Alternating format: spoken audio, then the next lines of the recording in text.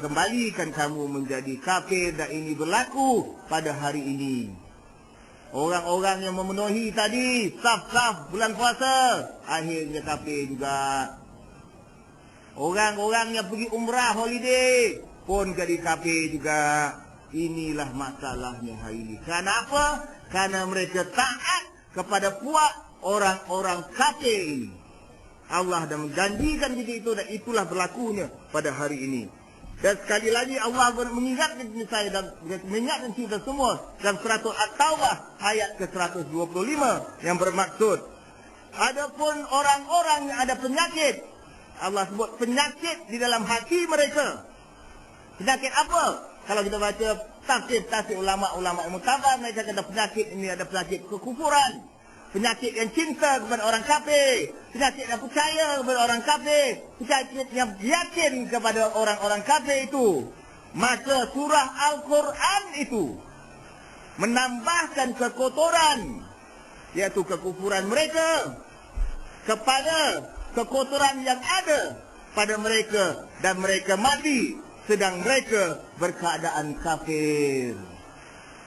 Allah dah nasihat kita, Allah dah janji kita. Kamu rasa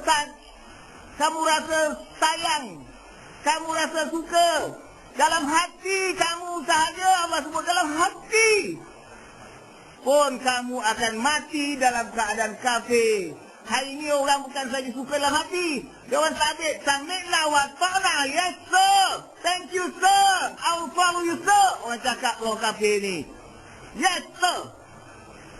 Dengan orang kafir, guna pakai hukum orang-orang kafir 100%, tolak hukum Allah di bumi Allah. Ini berlaku hari ini.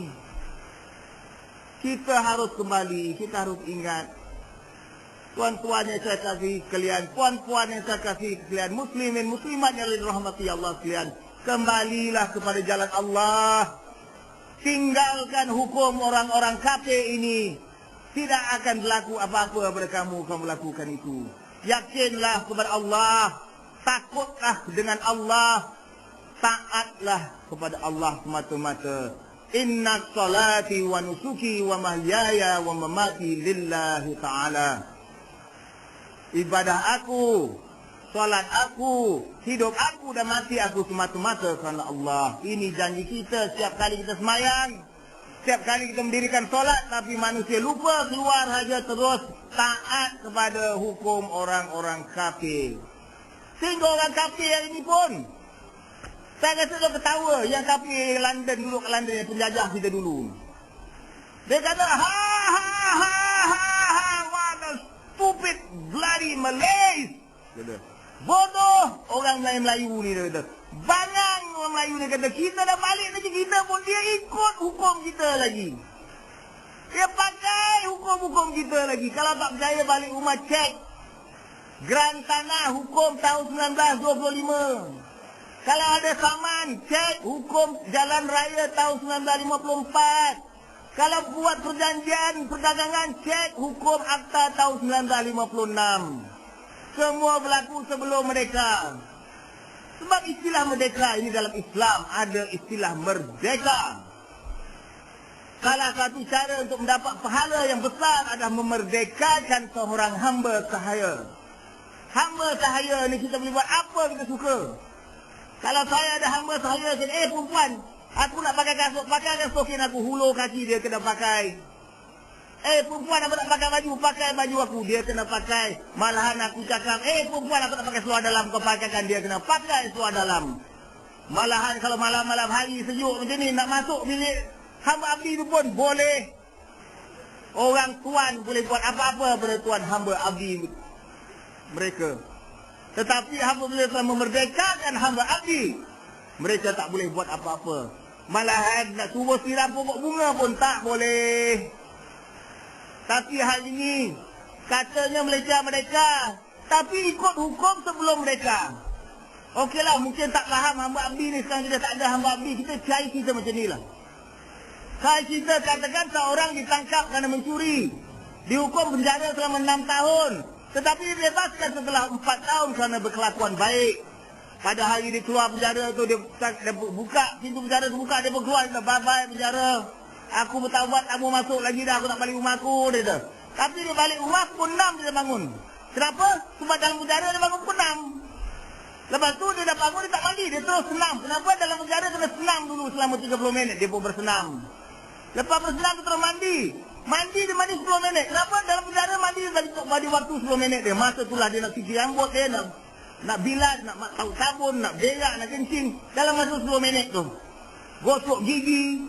Lepas tu pakai pakaian dia beri masa 5 minit. Kenapa? Dalam penjara dulu dia pakai pakaian pun 5 minit saja. Lepas tu bergegas ke bilik makan. Bergegas ke bilik makan, bini dia kata, Bang, dah habis mandi dah sejaknya. Yalah, ini dia bagi sejar pula. Menu dia apa? Hari Isnin kena makan nasi lemak, dia kata. Hari Selasa sarapan ni mesti roti canai. Hari Rabu mi rebus. Hari Khamis mi goreng. Kenapa? Itu menu dalam penjara. Dah keluar penjara masih gunakan hukum dalam penjara. Itu berlaku di masyarakat kita. Di bumi Allah hari ini kita menggunakan hukum-hukum orang kafir dulu. Dia orang ketawa kita kenapa? Sebab dia kata dia pun tak pakai lah hukum-hukum tu.